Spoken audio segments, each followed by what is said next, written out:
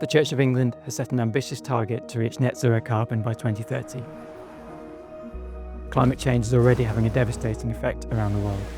2024 was the hottest year recorded and the first where the global average temperature exceeded the 1.5 degrees Celsius Paris threshold. To help combat climate change, the Church of England has already released more than £30 million in funding to help reduce carbon emissions from our highest emitting buildings.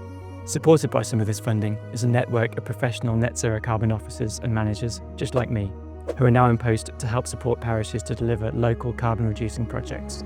Let's take a look back over the last year to see what has been achieved so far.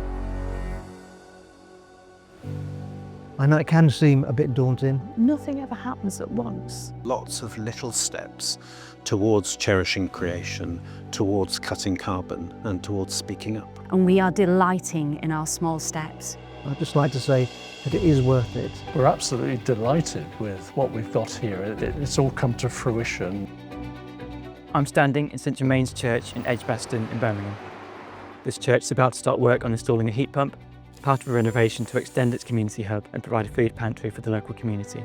St Germain's is one of 114 churches in the country who will be supported through the Demonstrated Churches project to carry out works to help reduce their carbon emissions. They will then share their learnings with others in their local area as well as nationally. Already the Demonstrated Churches project is having an impact. It's so exciting to be on the front lines of the change to a more eco-sustainable church, because it's so important that that change happens. I think it's really amazing that not just our church, but the Church of England as a national institution is not just advocating for, but also putting in the work to become more environmentally friendly. Churches and cathedrals are finding that their net zero projects are making their buildings warmer and more welcoming. We have insulated the building, which now means it's cheaper to run, which means that it's more accessible to the local community and people who are warmer. Many are also saving money, allowing them to invest more in their missional activities.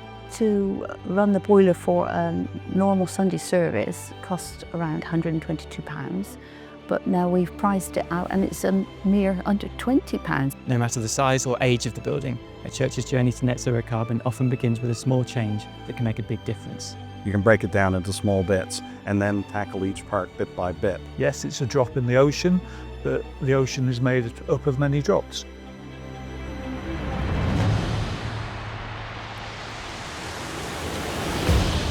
As a result of making these changes, many churches are finding that their local communities are taking an interest in what they're doing.